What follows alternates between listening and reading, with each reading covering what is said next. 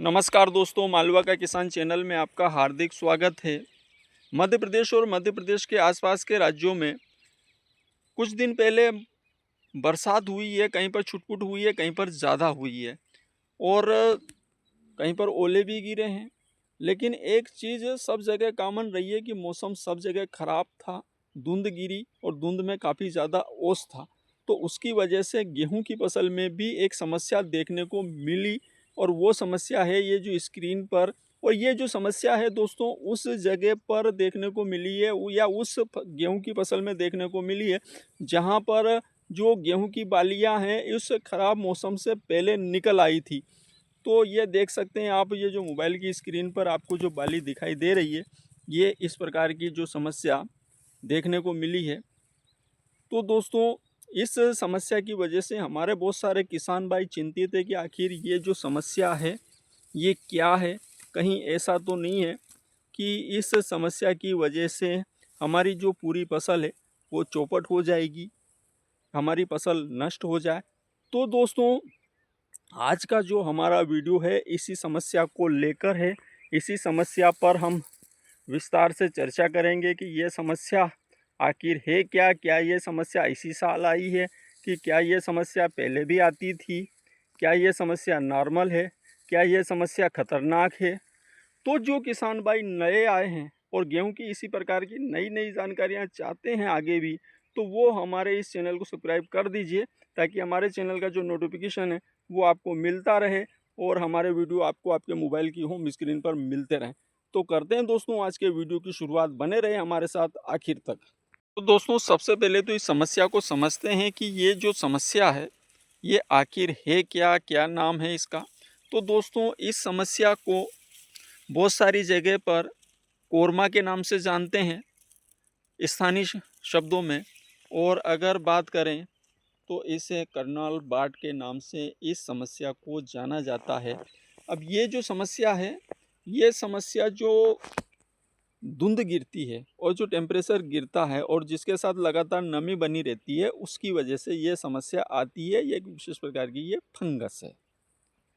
ये जो समस्या है दोस्तों कर्नाल बाट, ये नई समस्या नहीं है, पहले से ही ये समस्या फसलों में आती रही है। लेकिन ये समस्या जो आती है ये तब आती है जब कि मौसम खराब होता है और मौसम में लगातार धुंध बनी रहती है और उस धुंध में जब ओस रहता है तो उसमें ये समस्या आती है। पिछले सत्र में नहीं, उससे पहले के सत्र में जब 17 दिन तक लगातार मौसम खराब रहा था उस सत्र में भी ये समस्या आई थी दोस्तों, और हमारे किसान भाइयों का जो उत्पादन है वो काफ़ी ज़्यादा गिर गया था। उस समय काफ़ी लंबा मौसम खराब हुआ था, लगातार ही मौसम खराब रहा था और उस समय भी उनमें ज़्यादा समस्या देखने को मिली थी जिन गेहूं की जो बालियां उस मौसम से पहले निकल आई थी, और जिनकी बालियां उस मौसम के साफ होने के बाद निकली उसमें कोई इफेक्ट नहीं था। ऐसा ही इस सत्र में है दोस्तों कि लगातार जो जिन बालियों ने धुंध का सामना किया है वहाँ पर यह समस्या देखने को मिल रही है। अब यहाँ पर एक कन्फ्यूजन किसानों के बीच में काफ़ी ज़्यादा क्रिएट किया गया है, काफ़ी फैलाया गया है कि ये समस्या काफ़ी ज़्यादा फैलती है। इस प्रकार से किसानों के बीच में भ्रम फैला दिया गया है, यूट्यूब पे गूगल पे भ्रम फैला दिया गया है कि ये एक छुआछूत जैसी बीमारी है कि अगर इसमें से कोई जानवर निकलेगा और वो अगर आपकी दूसरी अच्छी फसल में भी निकल जाएगा तो वहाँ पर भी ये समस्या फैल जाएगी और ये बहुत तेज़ी से फैलती है, खेत के खेत काले हो जाते हैं, पूरी बालियाँ काली हो जाती है। दोस्तों ये जो समस्या है ये समस्या तब ज़्यादा फैलती है जबकि धुंध बनी रहती है, मौसम ख़राब रहता है। हालांकि ये थोड़ा बीज जनित भी है ये समस्या, लेकिन जो अधिकतर अब जैसे कि HI 1650 उसमें बालियाँ सबसे पहले निकली थी तो उसमें ये समस्या देखने को मिल रही है। अब किसान भाई कह रहे हैं कि वो तो वैरायटी बेकार है, नई वैरायटी है, कहाँ से बेकार वैरायटी है, या उसके अंदर वो रोग प्रतिरोधक क्षमता नहीं है। पिछले सत्र में तो उसके अंदर गजब की रोग प्रतिरोधक क्षमता थी, इस सत्र में उसकी रोग प्रतिरोधक क्षमता कैसे ख़त्म हो गई। तो दोस्तों अभी की स्थिति में यह है कि मौसम खुल गया है तो ये जो समस्या है ये जितनी हो गई है उतनी रहेगी ही और ये आगे नहीं बढ़ने वाली। यहाँ से दोस्तों ऐसी कोई संभावना नहीं है कि मौसम अब खराब होगा और फिर से लगातार धुंध गिरेगी दोस्तों, क्योंकि मौसम में तो गर्मी आ चुकी है। तो यहाँ पर ये जो गेहूं की जो फसल है बहुत जल्दी बीज भराव का कार्य करेगी, बहुत तेजी से बीज भराव का कार्य करेगी। तो ऐसी स्थिति में ज़्यादा विशेष डरने वाली तो बात है नहीं है, लेकिन अगर यहाँ पर अगर हम करना चाहें तो एक आध कीटनाशक का और एक आध फंगिसाइड का हम यहाँ पर स्प्रे कर सकते हैं। अब हमारे बहुत सारे किसानों, मेरे पास 3 प्रकार के किसान भाइयों के फीडबैक हैं। एक हमारे किसान भाई ने इसके पहले गोबट अवस्था में नेटिव फंगिसाइड का उपयोग किया था, एक किसान भाई ने इम्पैक्ट का उपयोग किया था और एक किसान भाई ने कस्टोडियो फंगिसाइड का उपयोग किया था।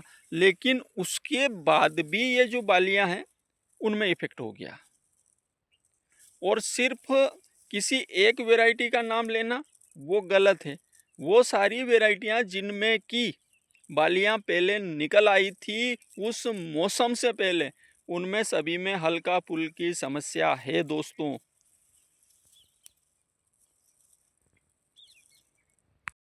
अगर दोस्तों ये समस्या अगर आपके यहाँ पर अगर ज़्यादा बढ़ रही है और अगर नीचे अगर दाने तक अगर इफ़ेक्ट होने लगा है, अगर दाने ख़राब होने वाली कंडीशन में है और अगर ज़्यादा ये समस्या दिखने लगी हो, तो वहाँ पर आप जो कार्बेंडाजिम प्लस मेनकाजेब वाला जो टेक्निकल वाला जो फंगिसाइड है, जिसे अपन साफ फंगिसाइड के नाम से जानते हैं, उसके अंदर आता है या किसी दूसरी कंपनी में आता है, तो वो ले सकते हैं। या फिर हम मेटालेक्सी मेनकाजेब ले सकते हैं। यहाँ पर मेनकाजेब काफ़ी अच्छा काम कर देगा दोस्तों। जिस प्रकार से लहसुन के अंदर काली मस्सी लगती है, उसके अंदर जो मेनकाजेब काम करता है, उसी प्रकार से इसके ऊपर मेनकाजेब काफ़ी अच्छा काम कर देगा दोस्तों। तो यहाँ पर हम सस्ते से सस्ता वाला फंगिसाइड ये जो अपना साफ फंगिसाइड है उसको हम ले सकते हैं। उससे ज़्यादा सस्ता फंगिसाइड दोस्तों मिलेगा नहीं। अगर स्प्रे करना चाहें तो साफ फंगिसाइड ले लीजिए और उसके साथ एक आध कीटनाशक ले लीजिए, क्योंकि अभी की स्थिति में हल्की फुल्की इल्ली की समस्या भी गेहूं की फसल के अंदर होने लगी है। और अगर बिल्कुल हल्की फुल्की अगर आपके यहाँ समस्या है तो देखिए दोस्तों, गेहूं की फसल बड़ी होती है और उसके अंदर स्प्रे करना थोड़ा मुश्किल काम होता है, क्योंकि जितना हमारा नुकसान नहीं होगा उससे ज़्यादा अगर हम स्प्रे करते हैं तो गेहूं टूटते हैं, उससे हमारा नुकसान हो जाता है। तो ऐसी कंडीशन में अगर समस्या ज़्यादा बड़ी नहीं है, अगर इक्का दुक्का कहीं कहीं पर अगर कोई बाली में अगर कोई दाना अगर इफेक्ट हो भी रहा हो, तो दोस्तों अब वो हो चुका है, अब यहाँ से समस्या बढ़ेगी नहीं है, क्योंकि मौसम खुल गया है और काफ़ी स्पीड से यहाँ पर बीज भराव का काम होगा। लेकिन अगर समस्या लगे कि यार फंगस थोड़ी ज़्यादा फैल रही है, तो ऐसी स्थिति में हम साफ फंगिसाइड ले सकते हैं और उसके साथ में एक आध कीटनाशक ले सकते हैं। सस्ते में आप अपना काम निपटा लीजिए। और नहीं तो प्रोपिकोनाजोल नाम से जो टेक्निकल आता है, वो इसके लिए विशेष रूप से अनुशंसित किया गया है, तो उसको ले सकते हैं आप। लेकिन अगर समस्या कम है तो ऐसी स्थिति में आप स्प्रे नहीं भी करें तो चलेगा, क्योंकि दोस्तों ये जो दिखाई दे रहे हैं आपको गेहूँ, ये HI 1650 गेहूँ है और कहीं कहीं किसी किसी बाली में ये समस्या हल्की फुल्की समस्या है, तो मैं इसके अंदर स्प्रे नहीं करने वाला दोस्तों। अगर चाहें तो स्प्रे ले सकते हैं, लेकिन ये जितना इफेक्ट होना था वो हो चुका है। और इसमें से जो ये बालियाँ लाल दिखाई दे रही है, ज़रूरी नहीं है कि वो ऊपर ऊपर, कुछ तो ऊपर ऊपर लाल है, अंदर तक उनका इफेक्ट हो नहीं पाया, मौसम खुल गया है और ये जितनी गर्मी गिर रही है इसको, उस फंगस को वो गर्मी ख़त्म कर रही है। और कहीं कहीं पर जो गेहूं का जो मुंह है, दाना है, गेहूं के दाने का जो मुंह है वो काला पड़ रहा है, तो कोई कोई के गेहूं में यह समस्या देखने को मिलेगी। तो ऐसी स्थिति में मैं तो स्प्रे करने वाला नहीं हूँ। और अगर आप स्प्रे लेना चाहें तो साफ फंगिसाइड ले लीजिए, जिसमें मेनकाजेब प्लस कार्बेंडाजिम है। और नहीं तो जो इसके लिए सबसे बेस्ट टेक्निकल वो प्रोपिकोनाजोल जो अनेक कंपनियों में आता है, आप उसको ले सकते हैं। तो दोस्तों, चाहे आप लाइक मत करो, कमेंट मत करो, लेकिन इस वीडियो को ज़्यादा से ज़्यादा किसानों तक शेयर करो, ताकि हमारे जो ज़्यादा से ज़्यादा किसान भाई है वो इस समस्या के बारे में जान सके। और वो अगर किसी के यहाँ पर अगर समस्या ज़्यादा है तो वो इसका समय अनुसार उपचार कर सकें और सस्ते में कर सकें, ज़्यादा लपेटे में ना आए। तो ऐसी किसी जानकारी के साथ मिलते हैं अगले वीडियो में दोस्तों। और आप अगली जो वीडियो है वो किस सब्जेक्ट पे देखना चाहेंगे आप कमेंट करके बता सकते हैं। उस सब्जेक्ट के ऊपर हम अगला वीडियो जल्दी ही बनाने वाले हैं, गेहूं के ऊपर। नमस्कार।